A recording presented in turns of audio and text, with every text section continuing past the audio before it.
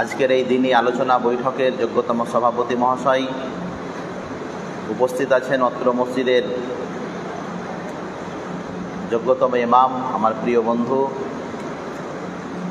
ও আমার সম্মুখীন আজকের আলোচনার শ্রবণকারী বিভিন্ন জায়গা থেকে আগত আমার দিনী ভাই সকল, পর্দার আড়ালে প্রিয় মা ও বোন, আপনাদের সম্মুখীন আজকে যে বিষয় নিয়ে আলোচনা তা হচ্ছে ভারত স্বাধীন আন্দোলনে মুসলমানদের অবদান বা মুসলমানদের ভূমিকা।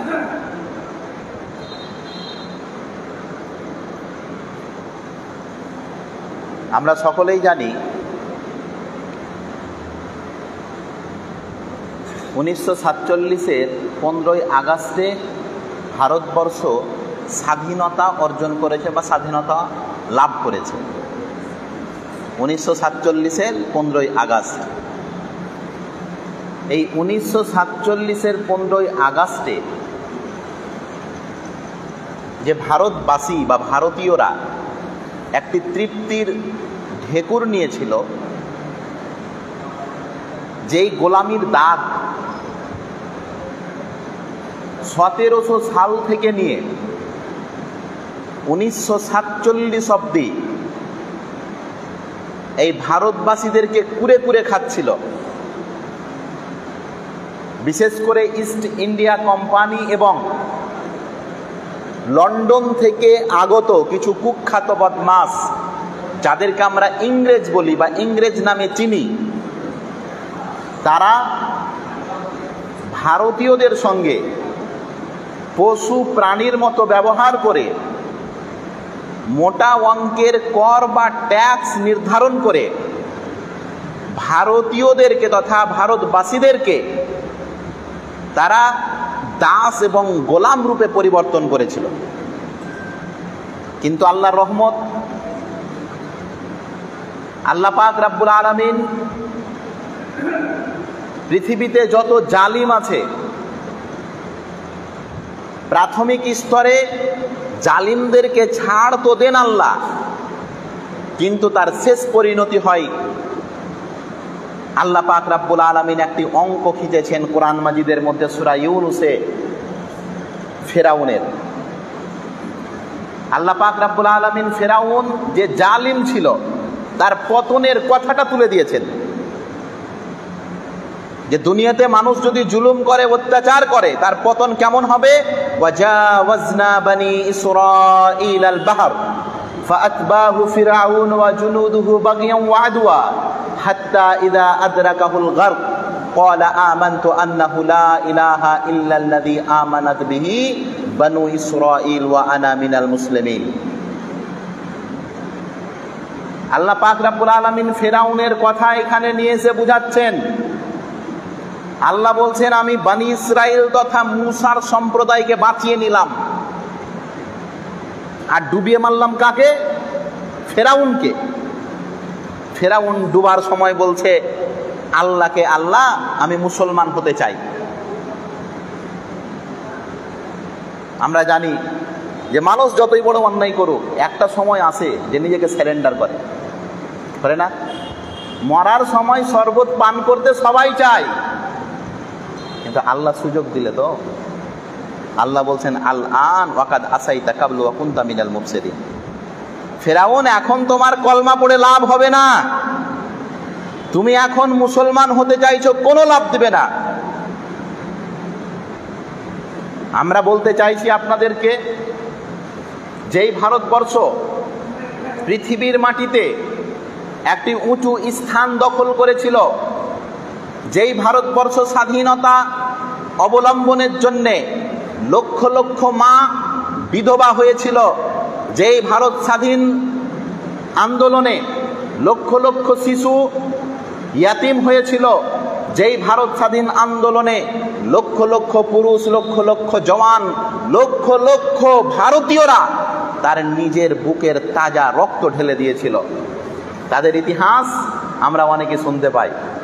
কিন্তু দুর্ভাগ্যের বিষয় হচ্ছে, ভারত স্বাধীন আন্দোলনে যারা মূল হিরো, যারা পাটভূমি, যারা ভারত স্বাধীন আন্দোলনের প্রথম বীজ রোপণকারী, যারা ভিত, যাদের বিহীন ভারত স্বাধীনই হতো না, আজকে ইতিহাসের ছিঁড়া পাতাতেও তাদের নাম নেই।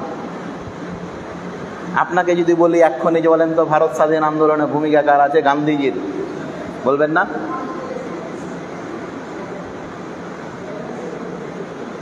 ক্ষুদিরামের ব্যাপারে কি বলা হয়?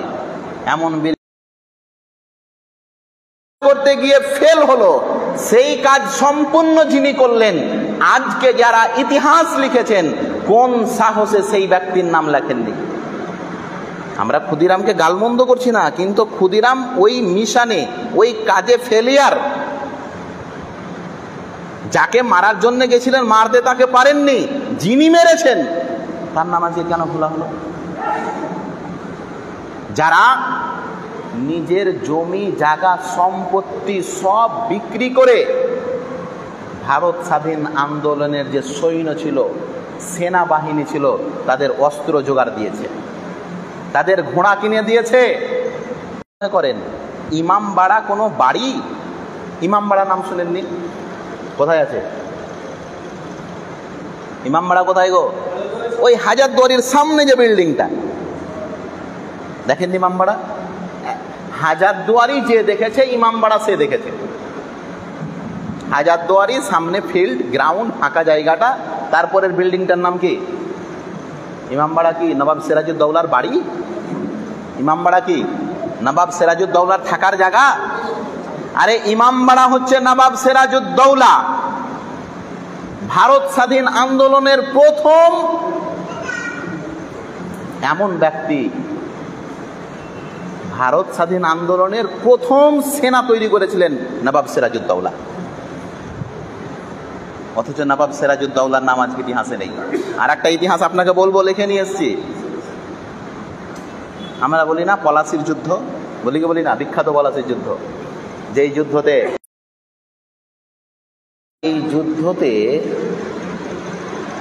মূল ভিলেন, মূল দোষী মনে করি কাকে? যার নামটা সবারই মুখে মুখে উচ্চারণ হয়। পলাশির যুদ্ধতে সবচাইতে বড় গাদ্দার বলি কাকে আমরা? মীর জাফরকে। কিন্তু মীর জাফরের যে ডানে এবং বামে কারা ছিল, মীর জাফরকে এই কাজ করালো কারা? মীর জাফরকে এই কাজ করানোর উৎসাহ প্রদান কারা করলো? মীর জাফর যে এই কাজ না করার জন্য প্রতিজ্ঞা করেছিল, এই ইতিহাস আজকে ইতিহাসের পাতাতেই ধরা হয়নি। নবাব সিরাজউদ্দৌলার খানদান হচ্ছে মুজাহিদ, কিন্তু আজ আমাদেরকে বলা হচ্ছে হিন্দি হিন্দু হিন্দুস্তান, ভাগমোল্লা পাকিস্তান।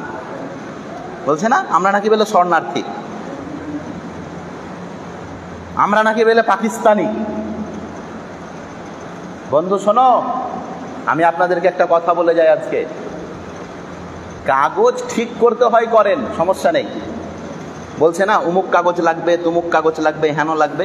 কাগজ ঠিক করতে হবে, হচ্ছে, করছেন, করেন, কিন্তু এটা মনে ভেবে করিয়েন না যে কাগজ দেখাতে গেলে আমি বেঁচে যাব। 14 রকম যদি কাগজ তারা চায়, 14 রকম কাগজ যদি তাদের টেবিলে নিয়ে আসেন, আপনি দেন যে আমার নামটা যেন এনআরসির লিস্টে না আসে, ইচ্ছে যদি তাদের থাকে, 14টা কাগজ জমা করার পরেও তারা বলবে 15 নম্বর কাগজটা নিয়ে এসো। ওটা একটা টালবাহানা। আমরা ভারতকে ভালোবাসি, আর চাইতে বড় প্রমাণ কি? মরতে গেলে আমাদেরকে দফন করা হয় কোথায়? এই ভারতের মাটিতেই আমাদেরকে দাফন করা হয়, হয় না? একবার দেখেন তো ছেইটি কোথায় আছে বিরোধীদের? নদীতে ভাসিয়ে দেওয়া হয় না? আমার তো বিশ্বাস যে এটা ভারতে নেই। মানে নদীর সম্পর্ক পৃথিবীর সবারই সঙ্গে আছে, নেই? আমাদের এই ফারাক্কা নদী একটু যে বাংলাদেশে পড়ে যাচ্ছে। প্রিয় ভাই, ভারত স্বাধীন আন্দোলনে আজকে আমাদের কেন মুসলমানদের ভূমিকা নিয়ে কথা বলতে হবে? তার মূল কারণ হচ্ছে এই ইতিহাসকে নিয়ে আজকে একটি পলিটিশিয়ান চলছে, ইতিহাসকে মুছে দেওয়ার একটি প্ল্যান চলছে। যখন ইংরেজেরা প্রথম 1700 খ্রিস্টাব্দে কলকাতায় বাণিজ্যর নাম দিয়ে, ব্যবসার নাম দিয়ে কিন্তু লন্ডন থেকে ইংরেজেরা ভারতে এসেছিল। ব্যবসার নাম দিয়ে কি করেছিল? ইংরেজেরা ভারতে এসেছিল 1700 খ্রিস্টাব্দে। ইস্ট ইন্ডিয়া কোম্পানি, তার কিছুদিন পরে তিনারা ভিত্তি স্থাপন করেন।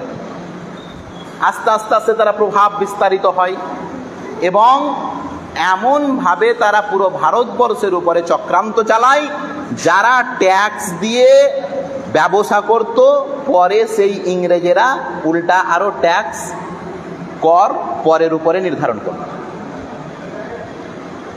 ট্যাক্স বুঝেন কাকে বলে? দাড়ি কাটতে খুব মজা লাগে না? গালকে চিকনে করে দিচ্ছেন।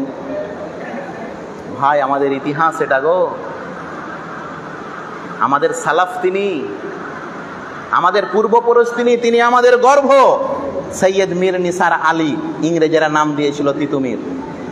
আমি বলবো তিনার কথা লিখে নিয়ে এসেছি। ইতিহাসের পাতায় এমন একজন মুজাহিদ, চেপে রাখা ইতিহাসে লেখা হয়েছে। মর্তুজা সাহেব লিখছেন চেপে রাখা ইতিহাসে যে ফজরের নামাজের পরে নারকেল বেড়িয়ার বাঁশের কেল্লার উপরে আক্রমণ করছে ইংরেজেরা। কি নামাজের পরে? ফজরের নামাজের পরে। কেল্লার পাশে ছিল একটি মসজিদ, পরে নবাব সিরাজুদ, পরে সৈয়দ মীর নিসার আলী তিতুমির, যার নাম দিয়েছিল সৈয়দ মীর নিসার আলী, ওই মসজিদটিকেও ভিতরে করে দেন, মানে কেল্লার ভিতরে। বাঁশের কেল্লা নাম শুনেননি? ফজরের নামাজের পর যে আক্রমণ হয়েছিল, চারিদিকে তোপ সেট করে দিয়েছিল, তোপ, ইংরেজদের ওই তোপ কামান।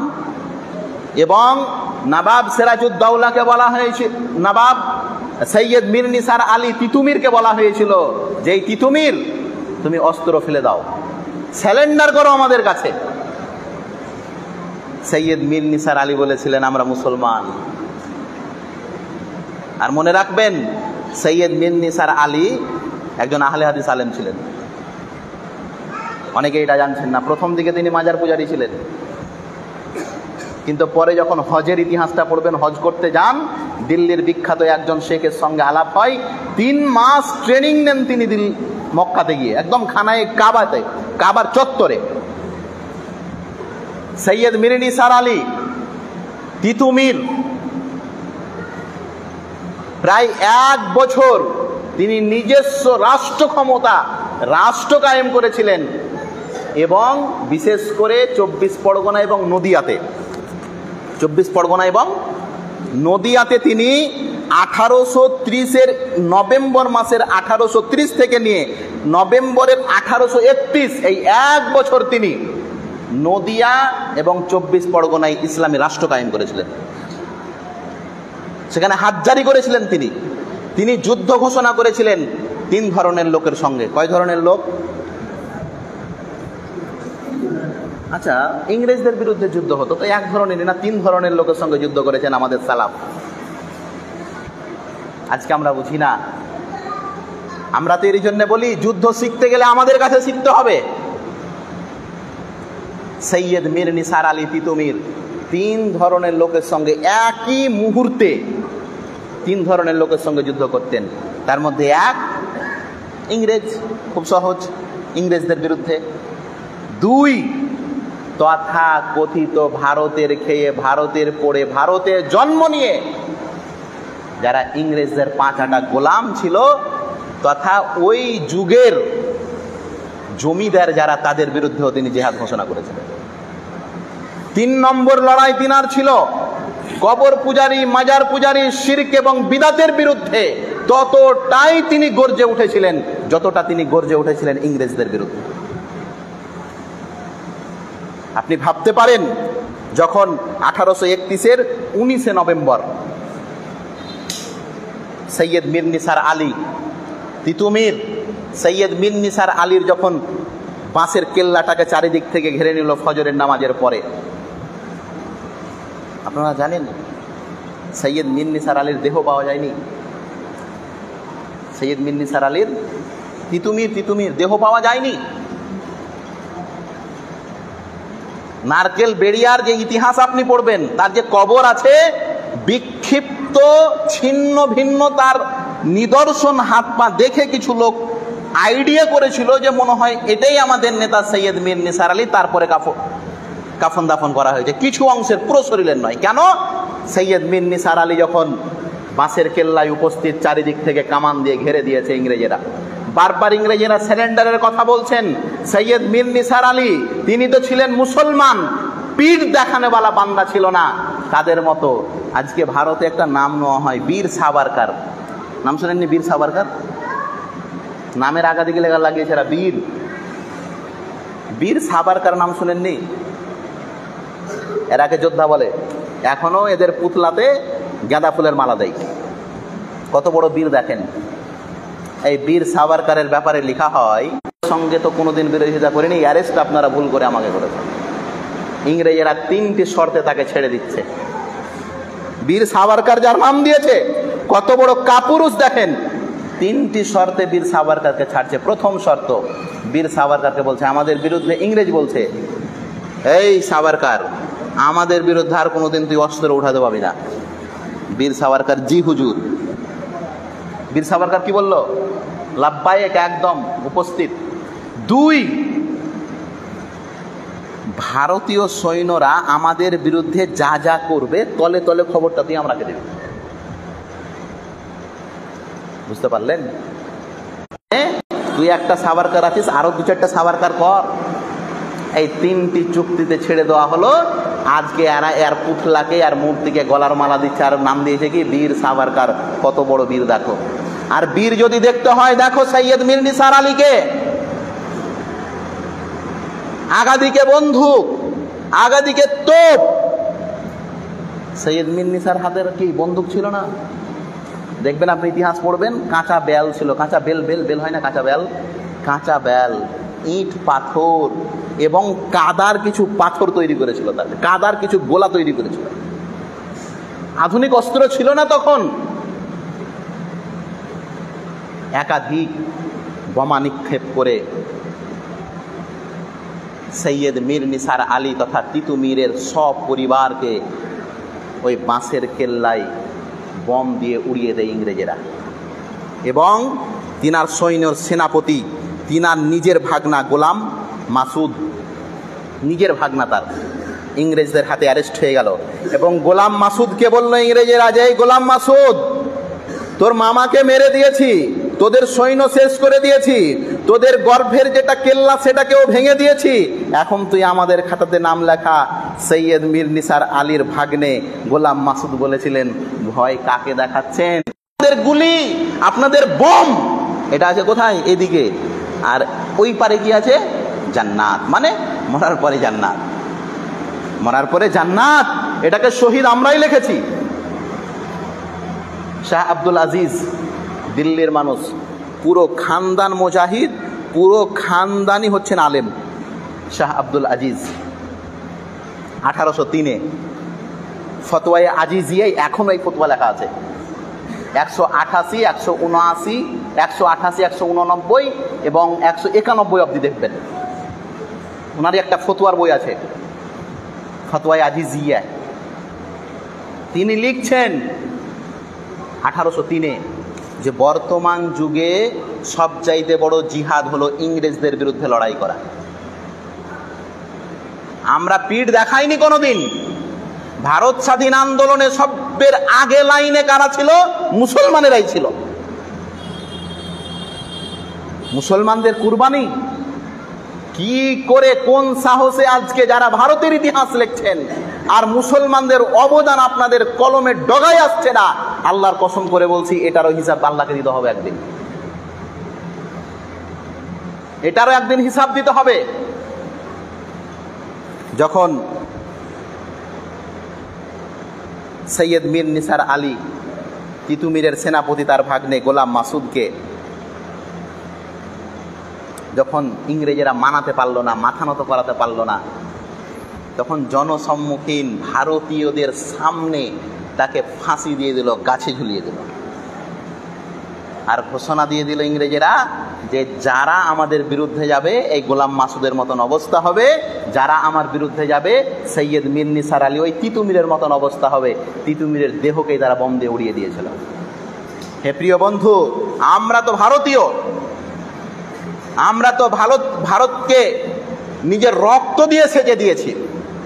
এর জন্য তো কবি বলেছেন, গুলিস্তান কো জব ভি খুন কি জরুরত পড়ি সবসে পহলে হামারি হি গর্দন কাটি।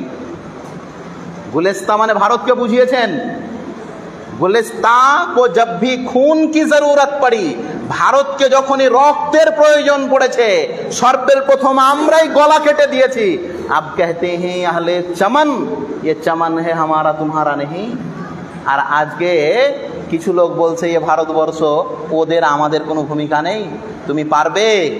দিল্লির গেটে এখন অবধি ভারতীয় সৈন্যদের নাম লেখা আছে ৯৫,৩০০ জনের। ইন্ডিয়া গেট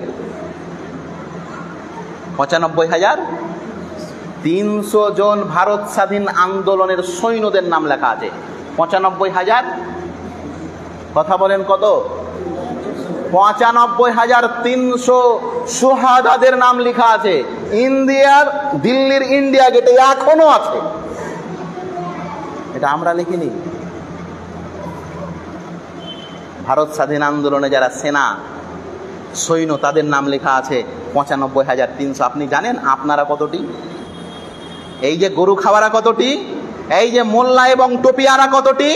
এই যে যারা আজকে আমাদের দাড়ি টুপি দেখে গা জ্বলে যাচ্ছে, তারা পারবে ইন্ডিয়া গেটে ৯৫,৩০০ ভারতীয় সৈন্য মার্দে মুজাহিদের মধ্যে ৬১,৩৯৫ জনই মুসলমানদের নাম লেখা আছে।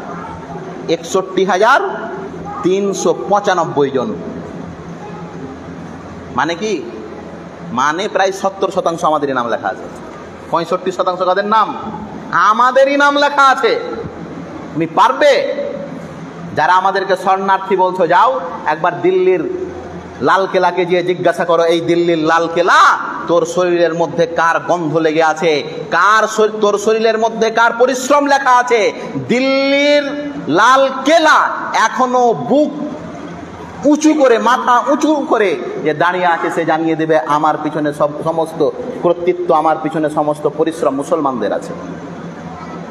আর যে খুব মজা লাগে, নবাব সিরাজউদ্দৌলার ওয়ারিসেরা পছন্দ নয়, নবাব সিরাজউদ্দৌলার খানদানেরাকে পছন্দ নয়, কিন্তু নবাব সিরাজউদ্দৌলার হাজারদুয়ারি দেখতে যাওয়ার ৫০ টাকার টিকিট, এই টিকিটের মূল্য তোমাকে খেতে খুব মিষ্টি লাগছে। ওটা বানিয়েছিল কে? বানিয়েছিল একজন মুসলমান। তোমাকে তাজমহল পছন্দ হয় না, তোমাকে দিল্লির ইন্ডিয়া গেট পছন্দ হয় না, তোমাকে লালকেলা পছন্দ হয় না, কুতুব মিনার পছন্দ হয় না, হায়দ্রাবাদের মাক্কি মসজিদ পছন্দ হয় না, হায়দ্রাবাদের ৪ মিনার পছন্দ হয় না। আমি বলি, যদি পছন্দ নাই হয় তাহলে ১ টাকা তোমাকে এত মিষ্টি কেন? বাৎসরিক ২৫ কোটি টাকা ইনকাম হয় শুধু তাজমহল দেখে। ২৫ কোটি সরকারের খাতায় আছে, শুধু একটা বললাম তাজমহল দেখে। বাৎসরিক ২৫ কোটি টাকা ইনকাম করে ভারত সরকার, খালি টিকিট বিক্রি করে। শুধু করোনার সময় কমে গেছিল, ২০১৯-এর করোনার সময় ৪ কোটি আর ৬ কোটির হিসাবটা এসেছিল। এখনও দেখবেন, আপনি গুগল করেন, গত যেটা ২৫-এর রিপোর্ট এসেছে, ২৪-এর রিপোর্ট এসেছে, সেটা হলো প্রায় ২৫ কোটি টাকা ইনকাম করেছে একটা বিল্ডিং থেকে। প্রিয় ভাই, আফসোস আজকে লাগে যে যারা নিজের ধন সম্পদ সব কিছুকে বিলিয়ে দিয়ে, সব কিছুকে ত্যাগ করে দিল, আজকে তাদের নাম ইতিহাসের পাতায় পাওয়া যাচ্ছে না। আজকে তাদের কথাকে ভুলিয়ে দেওয়া হচ্ছে, আজকে তাদের ব্যাপারে এমন কথা বলা হচ্ছে। প্রিয় ভাই শোনেন, ভারত স্বাধীন আন্দোলনের আরেকজন সিপ্পা সালার, এই যে আমরা পতাকা উত্তোলন করি না, তিরঙ্গা যেটাকে বলি, তিরঙ্গা দেখেননি আপনারা? ওই যে একজন দিল্লিতে বলছেন না যে ঘর ঘর তিরঙ্গা, বলে কি বলে না, ঘর ঘর চাল ডাল রুটি থাকবা না থাক, তিরঙ্গা থাকতে হবে। এই হচ্ছে আমাদের নীতি। আমরা তিরঙ্গাকে সম্মান করি ভাই, এতে কোনো আফসোস নেই। অনেকেই আমাদেরকে বলে আপনারা ভারত স্বাধীনতা 15ই আগস্টে কেন কিছু পালন করি না। আমরা বলি ভাই, পালন করা মানে কি 15ই আগস্টে নাচ ড্যান্স করা?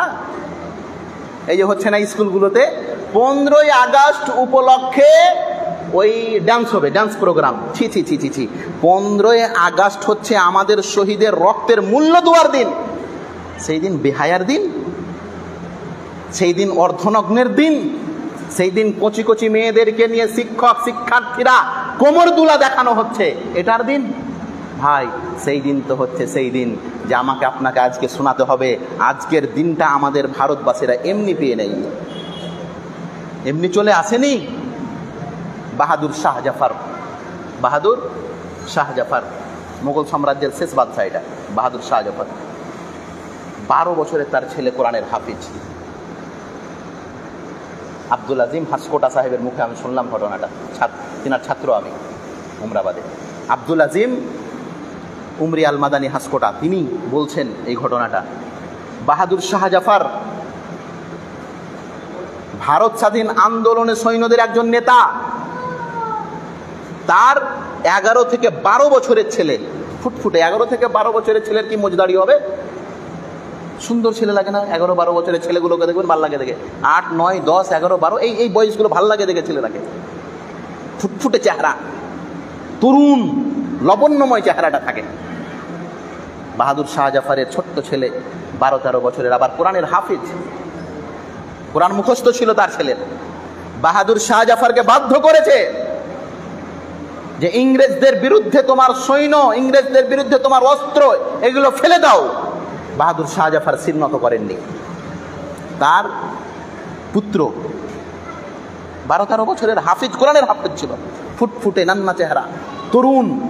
বাহাদুর শাহ জাফরের আগা দিকে এসে যেমন ভাবে গরু খাসি জবাই করে এরকম ফেলে দিয়েছে, আর গলায় ছুরি ধরে নিয়েছে ইংরেজেরা, মারেনি এখনো, ফেলে ধরে আছে। 12-13 বছরের ছেলে বাহাদুর শাহ জাফরের, কোরআনের হাফিজ, ফুটফুটে চেহারা।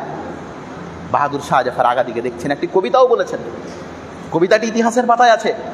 লাগতা নেহি হ্যাঁ দিল হামারা ইয়ে উজড়ে হুয়ে জামানে মে না বাতান মে, এরকম একটি তার কবিতা আছে। এই কবিতাটা ওই সমাধি তিনি লিখেছিলেন। কারাগারের মধ্যে তার ছেলেকে আনা হয়েছে, চোখের সামনে বাধ্য করা হচ্ছে, তিনি চোখ বন্ধ করে এই কবিতা পড়ছেন, আর তার সামনে তার 12 থেকে 13 বছরের ছোট্ট কিশোর ছেলে কোরআনের হাফেজকে গরু জবাই করার মতন করে জবাই করে দিচ্ছে। তারপরও তিনি ইংরেজদের বিরুদ্ধে মাথা নত করেননি। আর আজকে তুমি আমাদের রক্তের রং জিজ্ঞাসা করতে চাইছো, তুমি আজকে জানতে চাইছো আমাদের ভূমিকা কি।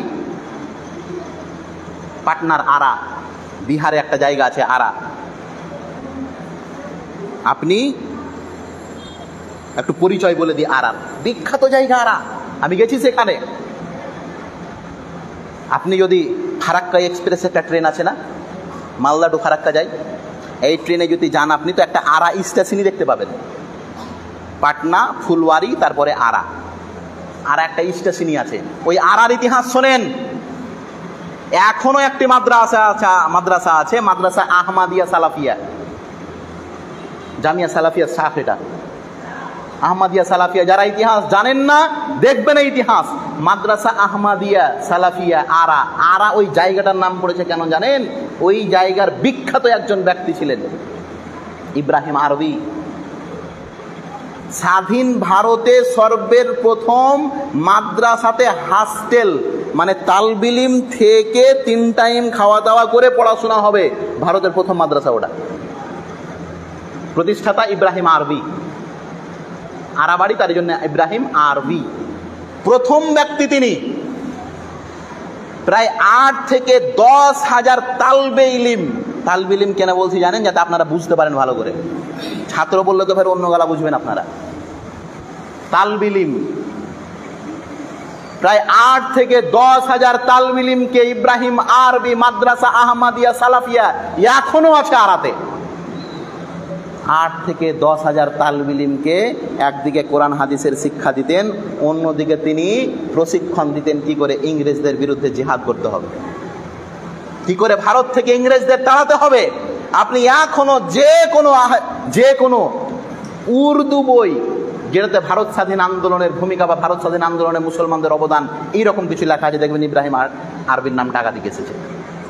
ওই যুগে বাপত্তি সম্পত্তি লাখ লাখ বিঘা ছিল তার, তিনার সব এক কর থেকে সম্পত্তি বেচতেন, আর 8 থেকে 10,000 সৈন্যদেরকে, তালবিলিমদেরকে, যারা বলছে না টুপি আর পাঞ্জাবি দেখলে গা জ্বলছে, এদের বিশাল গা জ্বলা। আর এমন একটা যুগে আমরা চলে এসেছি এখন রাজনৈতিক দিক দিয়ে, আল্লাহু আকবার। আর আমাদের সুতি শামসেরগঞ্জ ফারাক্কা, এটা তো বন্দুকের নখের ডগায় রেখেছে তারা গো। ছোট্ট একটা কি হলো না, প্রায় 750 ছেলেকে অ্যারেস্ট করে রেখেছে শামসেরগঞ্জ আর সুতি নিয়ে, প্রায় 750। আমাদের কাসিমনগর থেকে প্রায় 150 ছেলে এখন জেলে, আমাদের কাসিমনগর থেকে। আমি ওই যে অঞ্চলেরই ছেলে। তারপরও আপনি দেখেন শাসক দলের নেতা যারা, তারা মুখে পেন্ট করে আছে, শব্দ খরচ করা যাবে না, কারণ জানে গরু খাওয়া পার্টি এটা। না হলে গর্ব করে বলে মোটর সাইকেল চালিয়ে আমি 21শে জুলাইয়ে কলকাতা চলে যাব। কত বড় বাপের বেটা, ওই কত বড় কাজ বলেন তো, নির্লজ্জ হায়, এগুলো প্রশংসা করার কাজ এগুলো। হেঁটে হেঁটে আমি কোথায় চলে যাব, একদম 21শে জুলাইয়ে। শহীদ কি হয় না ওখানে? শুনেন বন্ধুগণ, প্রিয় ভাই, ভারত স্বাধীন আন্দোলনে মুসলমানদের অবদান এতটাই রয়েছে, আর কোনো অংশকে যদি আপনি বাদ দিয়ে দেন তাহলে কোনো অংশ পূরণ হবে না। আমি আপনাকে যে কথা বলতে বলতে এই জায়গায় এসেছিলাম, ভারতের তিরঙ্গা নিয়ে একটু কথা বলি। পতাকা, ভারতের তিরঙ্গা দেখেননি? ওই যে পতাকা, এই পতাকার ডিজাইন কে করেছে জানেন? এই পতাকার ডিজাইন করেছেন একজন মুসলমান, ফাতেমা সুরাইয়া। হায়দ্রাবাদ বাড়ি তার।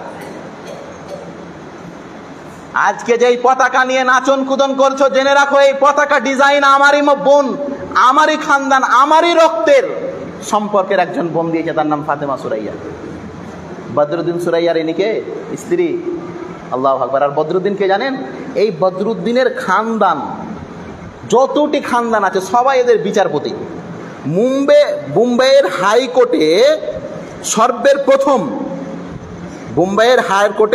সর্বের প্রথম মানে স্বাধীন ভারতে সর্বের প্রথম বদরুদ্দিন তৈয়ব তিনি বিচারপতি হন স্বাধীন ভারতে, মুম্বাইয়ের হাইকোর্টে। আর শুধু তাই নয়, তখন যে ইন্ডিয়ান কংগ্রেস রদ বদল হয়েছে, মধ্যেকার চক্রটা, অশোকের চক্র নেই, ওই চক্রটা একটু পরিবর্তন করেছিলেন গান্ধী সাহেব, কিন্তু মেন ডিজাইন। শুধু তাই নয়, এখানে আরেকটা কথা আছে, তেনার স্বামী বদরুদ্দিন তৈয়ব যখন মিটিংয়ে গেছে, মিটিং ডাকা হয়েছে যে ভারত তো স্বাধীন হয়ে গেল, একটা পতাকা আমাদের করতে হবে, প্রতীক। তো তার এই ফাতেমা সুরাইয়া কি করেছেন, একটা কাপড় দিয়ে ছোট্ট করে পতাকা সিলাই করে দিয়ে পাঠিয়ে দিয়েছেন, যে সবাই তো পতাকা পেশ করবে, আপনি এটা পেশ করবেন। শুধু কলমে এঁকে দেননি, কাপড় কেটে ডিজাইন করে সিলাই করে প্রথম কাপড়ের পতাকাও বানিয়েছে মুসলমানেরা। বাকি সব বানিয়েছিল কাগজ কলমে, প্রথম কাপড়ের পতাকা বানিয়েছিলেন তিনি। আর আল্লাহ মঞ্জুরি দিয়েছেন, সেটা গ্রহণ হয়ে গেছে, সেটা কবুল হয়ে গেছে। আজকে যে পতাকা চলছে এটা আমাদেরই। শুধু তাই নয়, শোনেন, আজকে যেটাকে নিয়ে এরা নাচন কুদন করছে, এই যে স্বাধীন ভারত যখন স্বাধীন হলো, স্বাধীন ভারতে সর্বের প্রথম দিল্লির লালকেল্লাতে ইস্ট ইন্ডিয়ান কোম্পানি মানে ইংরেজ, ওই গোরারা, আজকে যখন দেখবেন ওই কিছুদিন পরে 15 আগস্ট আসছে না 15 আগস্ট। আচ্ছা, আমরা স্বাধীন করেছি ভারতকে কাদের হাত থেকে বলেন তো? হ্যাঁ, কথা বলে না। ভারত স্বাধীন করেছি কাদের হাত থেকে? ইংরেজদের বিরুদ্ধে না, ইংরেজদের কাছ থেকে। কিন্তু আপনি দেখবেন এই যে 15 আগস্ট আছে না, কোনো ইংরেজের ব্যাপারে কিচ্ছু বলা হবে না। যত ক্ষোভ, যত বিদ্বেষ, যত দুর্নাম করা হবে পাকিস্তানিদের। আচ্ছা, ভারত কি পাকিস্তানের কাছ থেকে ছিনিয়ে নিয়েছি রে ভাই? ইংরেজদের বিরুদ্ধে আমরা লড়াই করে ছিনিয়ে নিয়েছি, ওটা ভুলেই গেছে। এই টিভি মিভি উমুক তুমুক ছায়াছবি হয় না, দেখবেন যত পাকিস্তান বিরোধী ছায়াছবিগুলো আছে সেই দিন দোয়া হবে। কেন? ও মানুষকে দেখাচ্ছে যে 15 আগস্টের সঙ্গে পাকিস্তানের সম্পর্ক। 15 আগস্টের পাকিস্তানের কি সম্পর্ক? পাকিস্তানের? বরঞ্চ ওই যুগে ভারত পাকিস্তান বাংলাদেশে একত্রিত হয়ে ইংরেজদেরকে দাঁড়িয়েছে। আমরা নাম শুনিনি আব্দুল গফুর খান বা খান আব্দুল গফুর? খান আব্দুল গফুর, তিনার বাড়ি ছিল পাকিস্তান, আর ভারত স্বাধীন আন্দোলনের একজন অন্যতম মুজাহিদ। তিনার হাতে সৈন্য ছিল 30,000। খনন করো আর দেখো গুলি বুকে আছে না গুলি পিঠে আছে। তিনি বলেছিলেন একজন যদি সৈন্য, মুসলিম সৈন্যের কথা বলতে গিয়ে তিনি বুঝাচ্ছেন, একজন সৈন্যরও যদি গুলি